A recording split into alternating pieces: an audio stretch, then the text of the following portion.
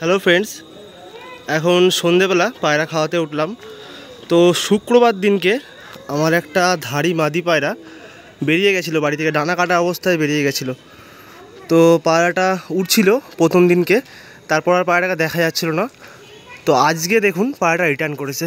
এই দেখুন পায়রাটা বসে আছে। আমি এখন পায়রা খাওয়াতে এসেছি ছাদে সন্ধেবেলা, প্রায় এখন বাজে 5:55। তো এখন এসে দেখছি যে পায়রাটা একাই এসে রিটার্ন করেছে। এই আমার জালঘরে সেরকম কোনো পায়রা ছাড়া নেই, শুধু দুটো পায়রা আজকে উড়ানে দিয়েছিলাম, সেই দুটো পায়রা শুধু ছাড়া রয়েছে, এছাড়া কোনো পায়রা ছাড়া নেই। তো এইটা হচ্ছে বন্ধুরা নাসাল। দেখুন পায়রাটা কন্ডিশান একটুখানি হয়তো খারাপ আছে, কেননা দুদিন ধরে যা গরম পড়েছে পায়রাটা কোথাও নামেনি।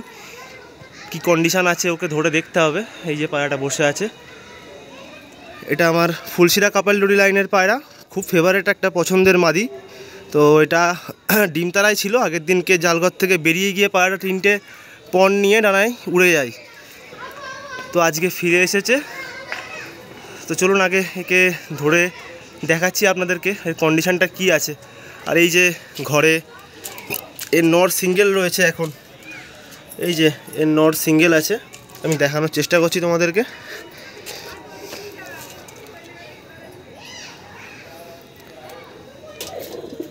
তো বন্ধুরা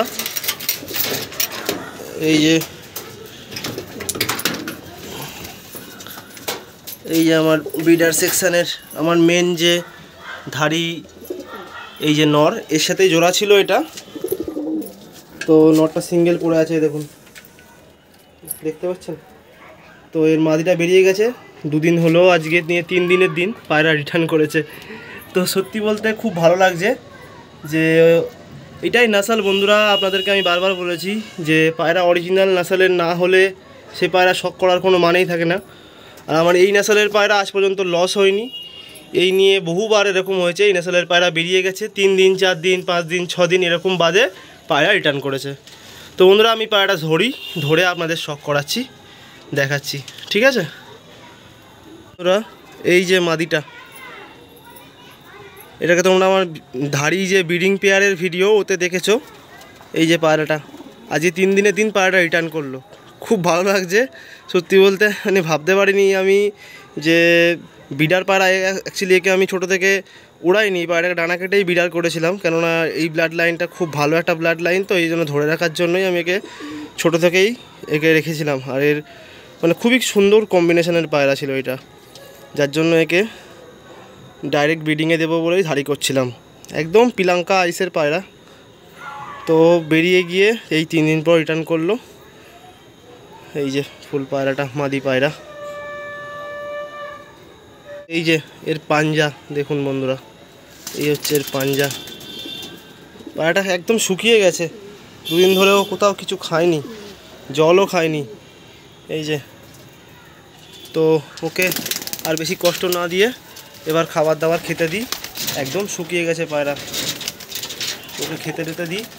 তারপরে আপনাদেরকে দেখাবো এই পায়রাটা আগে কেমন ছিল, যখন জোড়াই ছিল, সেটাও আপনাদেরকে সব করাবো। তো বন্ধুরা দেখো, এটা হচ্ছে যে যখন জোড়াই ছিল পায়রাটা, জোড়া বাঁধার পরে এই ভিডিওটা করেছিলাম। তো প্রথমবার যে ডিমটা পারে সেটা থেকে বাচ্চা ফুটেছে, একটা বাচ্চা ফুটেছে, ওটা গিরিবাজের কোলে আছে। তো তারপর ডিম তারা হওয়ার সময়তে পায়রাটা বেরিয়ে গেছিলো মাদিটা। তো বন্ধুরা এই যে নটটা দেখো সিঙ্গেল রয়েছে ঘরে। তো চলো এর কাছের মাদিকে দিয়ে দিই। এই পেয়ারাটা বেঁধেছি, জোড়াটা বেঁধেছি, তো অনেক কিছু কম্বিনেশন দেখেই বেঁধেছি, এদের বাচ্চা যাতে রেজাল্ট করে, আরও ভালো রেজাল্ট করে, যার জন্য জোড়াটা বেঁধেছি। নর্মালি এই ব্লাডগুলো সবই 7 ঘন্টার ওপরে রেজাল্ট করে। তো এই জোড়াটা বাঁধার পরে আশা করছি রেজাল্ট আরও বেশি হবে নর্মালি।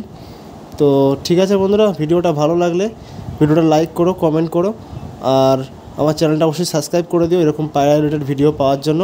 আর তোমাদের এই ব্লাড লাইনটা কেমন লেগেছে এটা কিন্তু বন্ধুরা কমেন্টে অবশ্যই জানিও, ঠিক আছে। তো ফিরে আসছি নতুন কোনো ভিডিওতে। সবাই ভালো থেকো, সবার পায়রাকে ভালো রাখো।